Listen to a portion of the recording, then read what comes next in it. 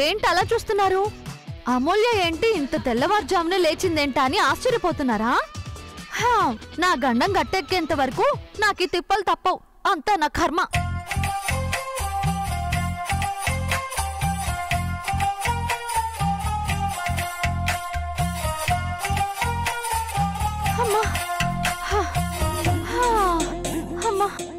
తిని ఇంట్లో కూర్చోకుండా ఫంక్షన్లు పార్టీలు అంటూ తిరిగి లేని కొత్త మొగుడిని తెచ్చిపెట్టుకున్నాను. వాడిప్పుడు నన్ను డబ్బులు డిమాండ్ చేస్తున్నాడు. అంత నా కర్మ కర్మ. చిత్తు చి.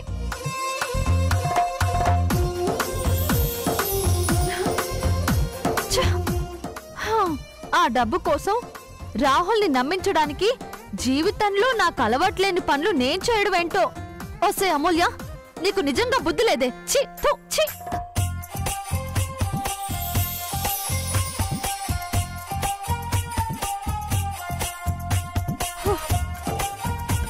అబ్బా, ఈ ముగ్గులు, ఈ చల్లడాలు, ఓడవడాలు ఎవడు కనిపెట్టాడో ఏంటో. చి, నా ప్రాణానికి వచ్చింది. అమ్మా,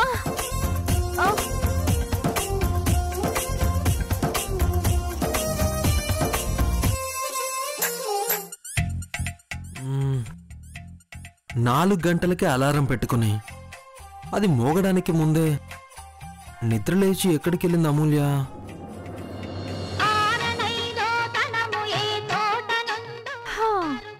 ఈ ముగ్గులు కల్లాపులు ఎవరు కనిపెట్టారో ఏంటో.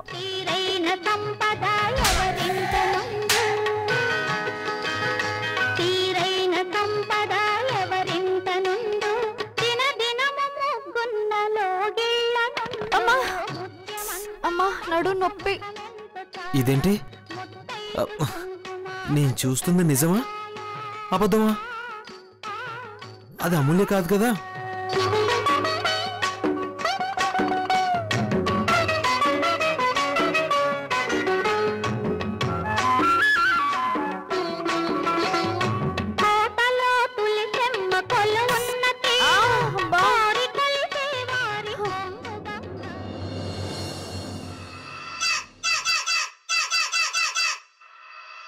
అమూల్య,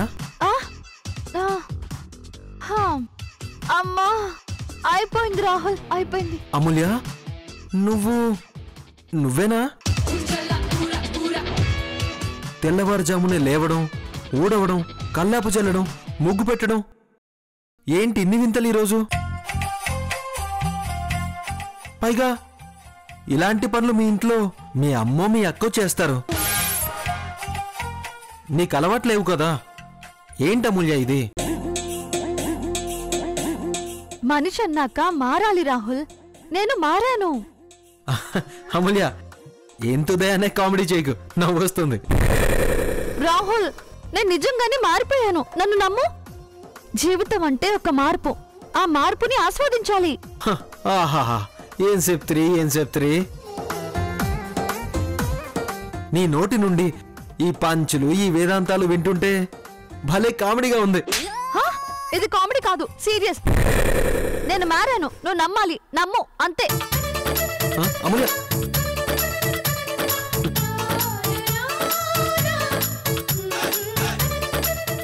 ఏం చేస్తుంది అమూల్య? నిజంగానే మారిందా? ముగ్గులు కూడా బానే వేసింది.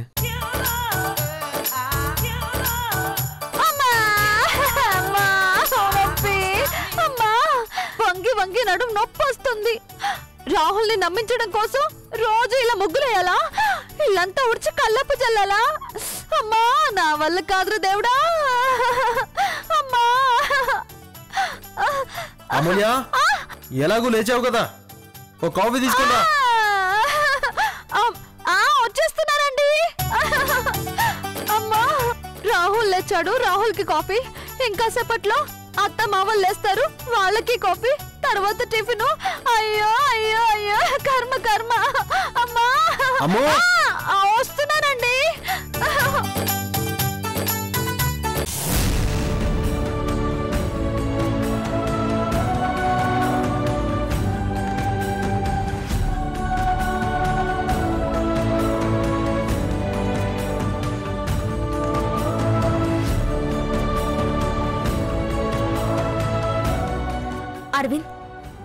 ఇంట్లో ఎవరికి చెప్పకుండా వచ్చేశాను. నువ్వు కాల్ చేసేసరికి హడావుడిగా వచ్చేశాను. ఏంటో త్వరగా చెప్పు. బాను, నీకెలా చెప్పాలో నాకు అర్థం కావట్లేదు. దేని గురించి? బాను, ఇన్నాళ్ళు నువ్వు నీ మనసులో ఉన్న మాట నాతో చెప్పడానికి ఎంత కష్టపడి ఉంటావో నాకిప్పుడు అర్థమవుతుంది.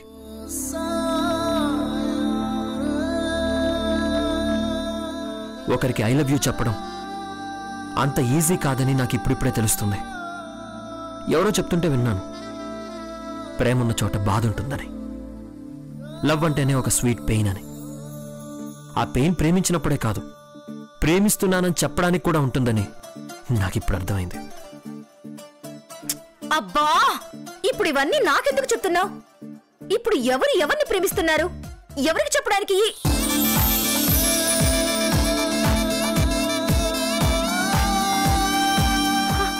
రే, అంటే నువ్వు చెప్తుంది నిజమా? భాను లాంటి అమ్మాయిని ఎలా మిస్ చేసుకుంటున్నావురా అన్నయ్య అని ఆనంద్ అడిగాడు.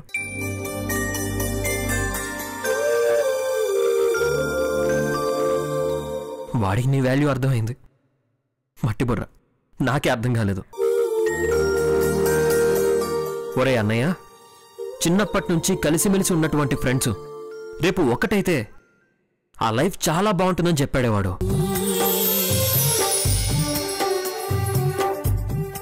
ఆలోచించాను, చిన్నప్పటి నుంచి చట్టాపట్టాలేసుకొని తిరిగిన నీకు నా మీద ఇంత ప్రేమ ఉంటే నాకెందుకు రాలేదా అని. నాలోనూ నీ మీద ప్రేమ ఉందే.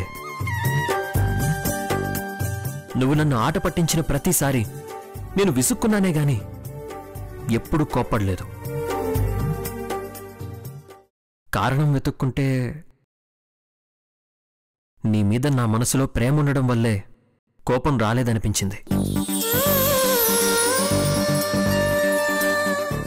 కాకపోతే నువ్వు ముందు నా ప్రేమలో పడిపోయావు, నేను ఆలస్యంగా నీ ప్రేమలో పడిపోయాను, అంతే తేడా. బాను, ప్రేమంటే పార్కులో ఐస్ క్రీమ్ సెంటర్లో తిరగడం కాదే. ప్రేమంటే నువ్వు బాగుండాలని నేను కోరుకోవడం, నువ్వు బాధపడుతుంటే నేను కంటతడి పెట్టడం అని లేట్గా తెలుసుకున్నాను. ఒక అబ్బాయితో నేను మనవళ్ళు మనవరాళ్ళు వయసుకొచ్చాక కూడా, నిన్నే ప్రేమిస్తాను అని చెప్పాక కూడా ఇంకా నిన్ను ప్రేమించకుండా ఎలా ఉంటానే?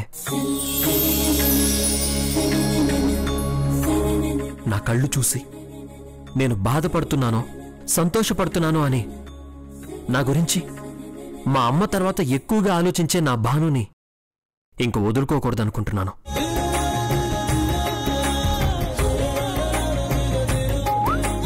నా ప్రాణం కంటే ఎక్కువగా నిన్ను ప్రేమించాలి అని డిసైడ్ అయ్యాను.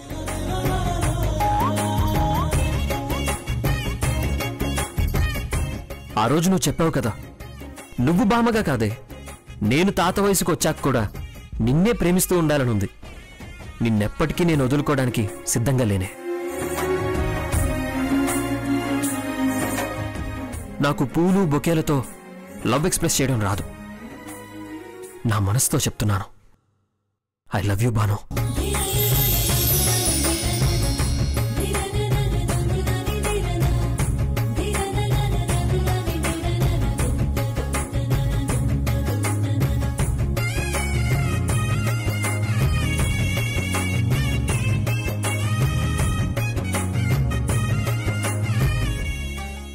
నా ప్రేమను కాదనకే, నీ ప్రేమని లేట్గా అర్థం చేసుకున్నాను. కానీ ఇప్పుడు నువ్వు కాదు అంటే నేనేమైపోతానో కూడా నాకు అర్థం కావట్లేదు. చనిపోతానే.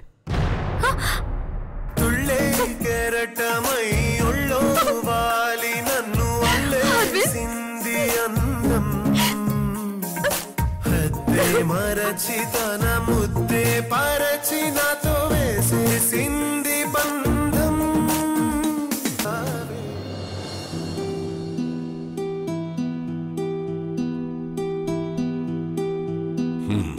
ఇటు ఏంటండి ఇది? వదలండి. రాత్రి ఒంట్లో బాలేదు, సరిగ్గా నిద్రపోలేదు.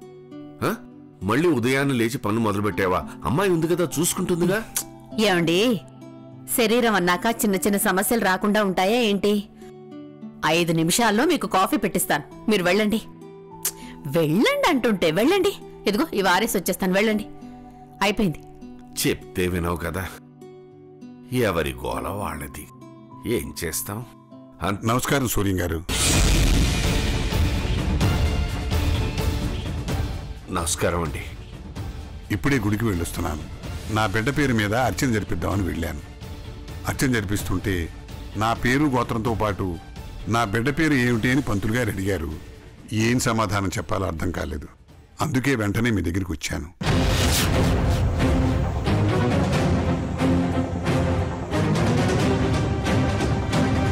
నా బిడ్డను పెంచిన తల్లిదండ్రులు ఏదో ఒక పేరు పెట్టే ఉంటారు కదా. ఏం పేరు పెట్టారు సూర్యం గారు?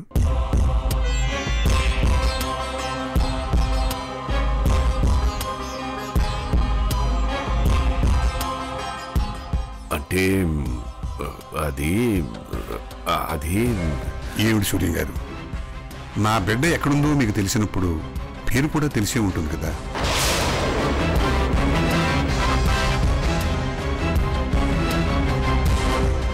చెప్పటానికి ఇంత ఇబ్బంది పడుతున్నారేమిటి? అది కాదు, అది ఇప్పుడు నేను మీ మాట మీద నమ్మకం లేకను, లేదంటే మీరు మాట తప్పుతారనో రాలేదు. ఈ మాసంలో అమ్మవారికి మన ఇష్టమైన వాళ్ళ పేరుతో అర్చన చేయిస్తే వాళ్ళకి చాలా మంచిదట. అందుకే వచ్చాను.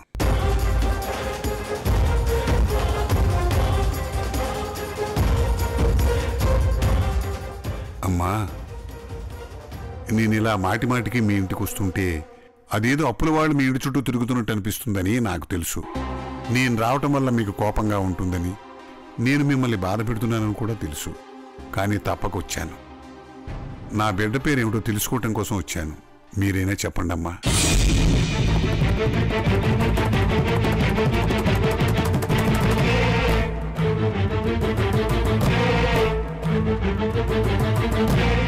అంటే దుర్గారావు గారు, అది రేపో మాపో నా కన్నబిడ్డ నాకు చూపిస్తానన్నారు కదా. ఇప్పుడు పేరు చెప్పడంలో అభ్యంతరం ఏమిటి?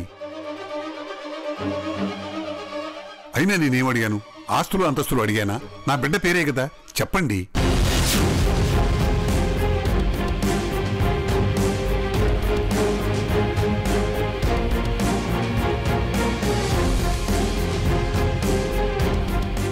చెప్తాను.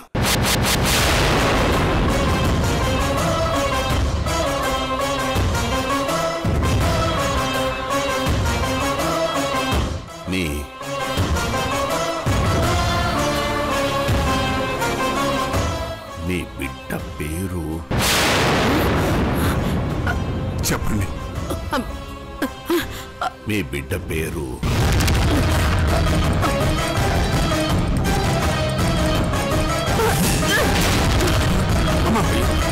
కస్తూరి. కస్తూరి. సూర్యం గారు కడుపు పడిపోయినట్టున్నారు. వెంటనే డాక్టర్ ఫోన్ చేసి, ఒరే పెద్దోడా, చిన్నోడా, త్వరగా రండి.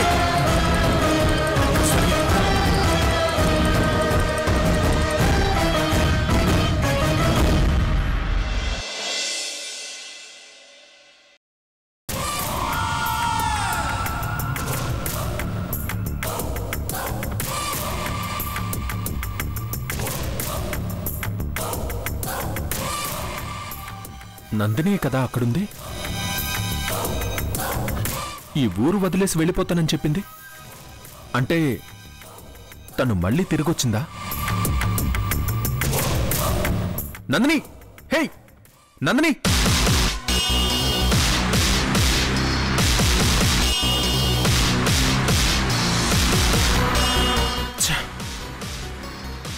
ఇప్పుడే కదా చూశాను. ఎక్కడికి వెళ్ళుంటుంది?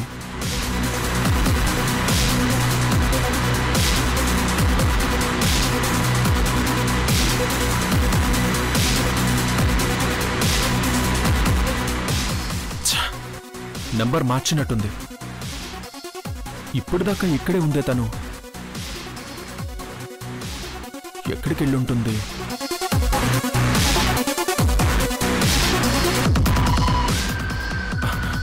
నందిని, నందిని,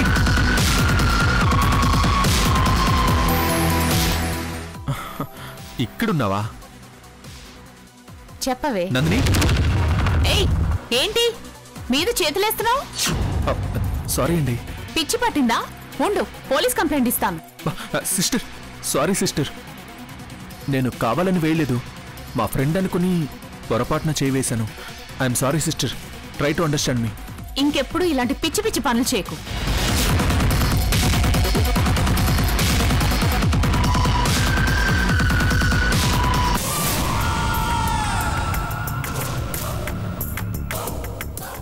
ఇదేంటి, తన్ని నేను చూశానే, నందిని అనుకున్నానే. నేనేమన్నా పొరపాటు పడ్డానా? ఇలా జరిగిందేంటి?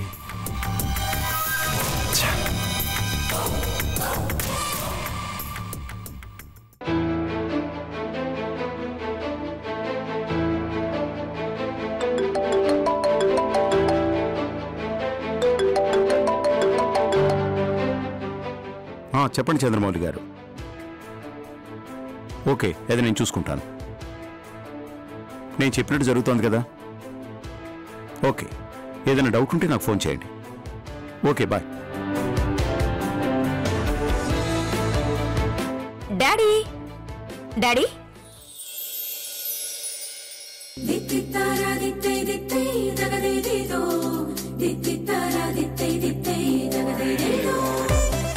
కళ్ళల్లో కన్నీళ్లు, పెదాలపైన ఆనందం, అంటే ఆనంద బాష్పాలు. ఏం జరిగిందమ్మా? డాడీ, వాడు చెప్పేశాడు డాడీ. వాడు చెప్పాడా? ఎవరమ్మా? డాడీ, మీరు ప్రతిసారి మమ్మీతో ఛాలెంజ్ చేసి ఒక మాట చెప్తుండేవారే, ఆ మాట ఇప్పుడు నిజమైంది. అంటే మీ నమ్మకం ఈరోజు 100% ప్రూవ్ అయిపోయింది డాడీ. అమ్మా భాను, విషయం సూటిగా చెప్పకుండా ఏంటమ్మా ఇది? అమ్మ దగ్గర రెగ్యులర్గా చెప్పే మాట అంటావు, 100% ప్రూవ్ అయిపోయింది అంటావు. అంటే అమ్మా భాను, కొంపతీసి అరవింద్ నీ లవ్ని యాక్సెప్ట్ చేయలేదు కదా? డాడీ, వాడు నాతో భాను ఐ లవ్ యూ అని చెప్పేశాడు డాడీ. నిజమా? నిజంగా అరవింద్ చెప్పేశాడా? అయ్యో డాడీ, మీ కల నిజమైపోయింది డాడీ. భగవంతుడా, చూడమ్మా, నా కళ్ళల్లో కూడా కన్నీళ్ళు ఆగట్లేదు. డాడీ, నా లైఫ్ లో ఇలాంటి రోజు వస్తుందని నేను ఎప్పుడూ అనుకోలేదు. వాడు నా ఎదురుగా నిల్చొని నా కళ్ళల్లోకి చూసి మాట్లాడడానికి వాడికి ధైర్యం చాలదు. అలాంటి వాడి రోజు నాకు ఐ లవ్ యూ చెప్పాడు. నిజంగా దేవుడున్నాడు, మీ మాటని నిజం చేశాడు డాడీ. అమ్మా భాను, నాకు ఈ ఆనందం ఎలా షేర్ చేసుకోవాలో అర్థం కావడం లేదమ్మా. ఈ సంతోషంలో నీకు ఏదైనా గిఫ్ట్ కాదు స్వీట్స్ తినిపిస్తాను. వస్తాను.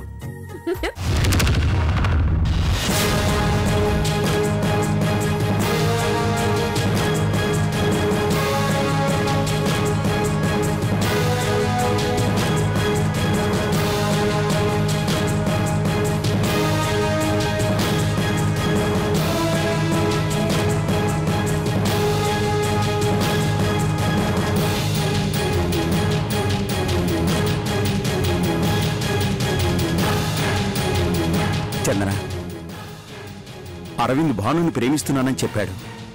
వాళ్ళిద్దరూ ఇప్పుడు ప్రేమలో ఉన్నారు. చిన్నప్పటి నుండి మన కళ్ళ ముందే కలిసిమెలిసి పెరిగిన పిల్లలు, ఇన్నాళ్ళు స్నేహితులుగా ఉన్నవాళ్లు ఇప్పుడు భార్యాభర్తలవుతున్నారు. ఇలా చిన్నప్పటి నుండి స్నేహంగా ఉండి పెద్దయ్యాక భార్యాభర్తలైతే వాళ్ల బంధం ఎంత గొప్పగా ఉంటుందో తెలుసా? వాళ్ల మధ్య అండర్స్టాండింగ్ ఎంత బాగుంటుందో తెలుసా? అరవింద్ భానుల జోడి చాలా బాగుంటుంది. వాళ్ళిద్దరి ప్రేమని ఒప్పుకో చందన. జరిగిందేదో జరిగిపోయింది. వాళ్ల మనసును అర్థం చేసుకొని వాళ్లపైన అక్షింతలు వేసేయి. చందన, ప్రతి విషయంలో ఇంట్లో నువ్వే గెలిచేదానివి.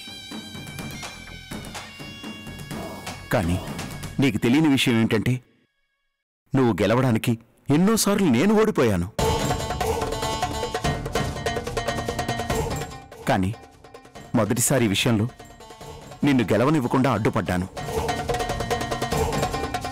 దయచేసి అవన్నీ మనసులో పెట్టుకొని ఆ కోపాన్ని పిల్లల భవిష్యత్తు మీద చూపించొద్దు. వాళ్ళిద్దరినీ ఆశీర్వదించు.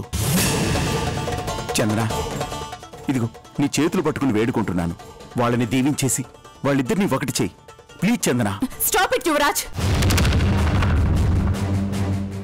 Stop it. ఈ రోజు నా ముందు నిల్చుని చాలా మాటలు మాట్లాడుతున్నావు. అది అర్థమవుతుందో లేదో. బహుశా మీరు గెలిచారన్న సంబరము, లేక నన్ను ఓడించానన్న గర్వము. చందన, ఈ విషయం అలా తీసుకోవద్దని చెప్తున్నాను. దయచేసి పంతానికి పోవద్దు. యువరాజ్, నేను మాటిస్తే ఆ మాటకి కట్టుబడ్డం కోసం నేను ఎంత దూరమైనా వెళ్తానని నీకు తెలుసు. తెలిసి కూడా నువ్వు ఇలా మాట్లాడుతున్నావో నాకు అర్థం కావడం లేదు. ఈ ఇంటి అల్లుడు మహేష్ అని నేనెప్పుడో ఫిక్స్ అయ్యాను. అరవింద్ భాను ప్రేమించుకున్నా సరే వాళ్ళిద్దరిని విడగొట్టి భానుకి మహేష్కి పెళ్లి జరిపిస్తాను. చందన ప్లీజ్. భాను మెడలో తాళి కట్టే వరుడు మహేష్. ఈ ఇంటికి నాకు కాబోయే అల్లుడు మహేష్. Mind it.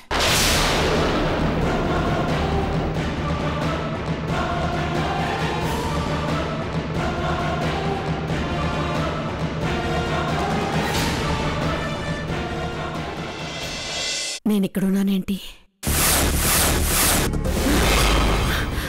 ఆయన ఎక్కడా?